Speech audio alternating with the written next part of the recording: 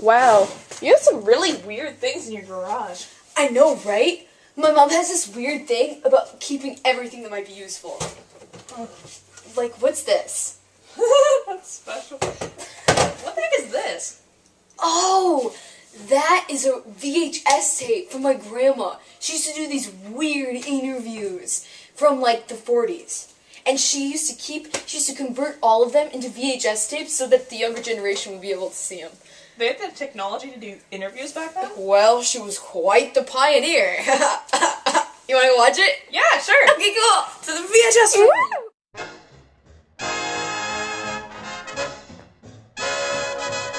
So here we are today with a member of the King's Guard from Norway by the name of Ragnar. As most of you know, Norway fell to the Germans a little more than 5 months ago.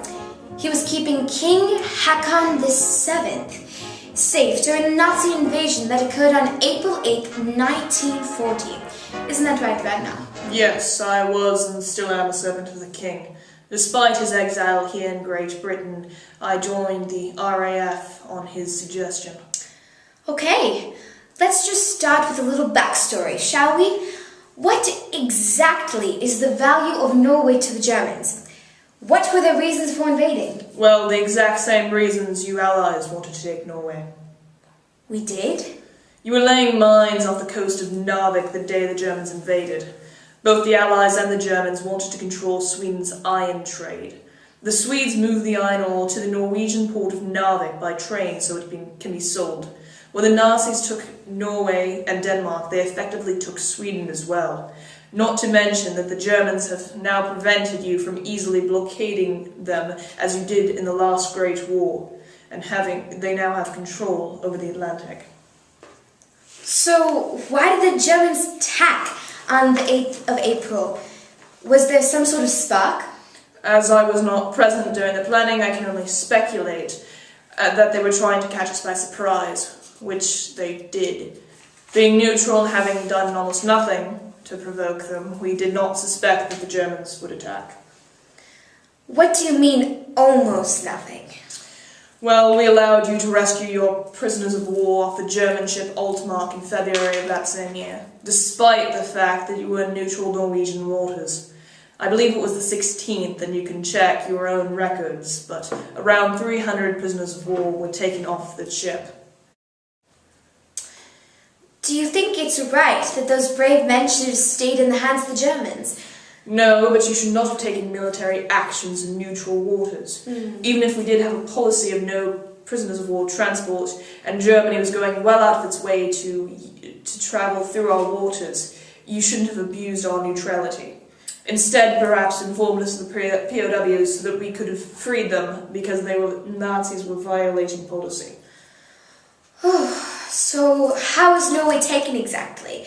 Did they use the infamous pincer movement?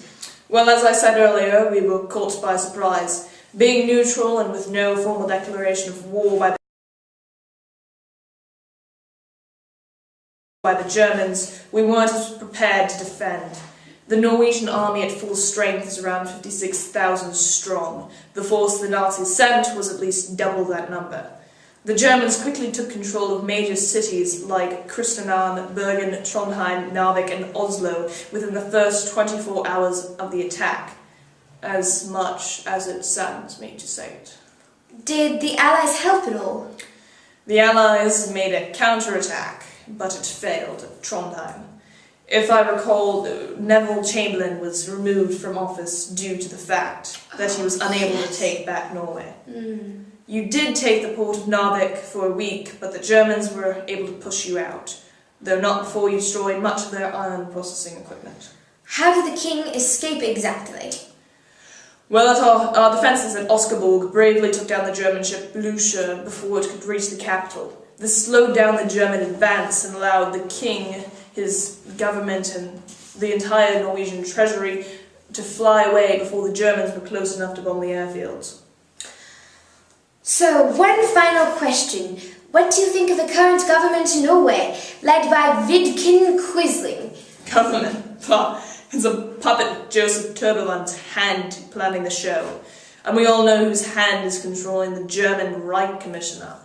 No, no. The true Norwegian government lies here in England with His Majesty King Haakon, although there is a special level hell set aside for such traitors as Quisling. Ragnar, thank you so much for joining us and telling us your harrowing tale. This shows that the evil Nazis even turn on neutral countries to achieve victory. As always, keep calm and carry on.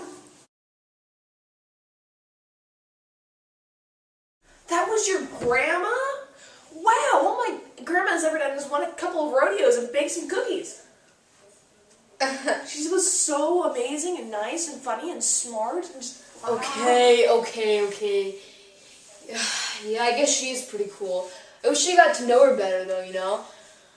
I don't know. I used to say I want to be just like her when I grow up. Yeah, me too. Can we watch some more?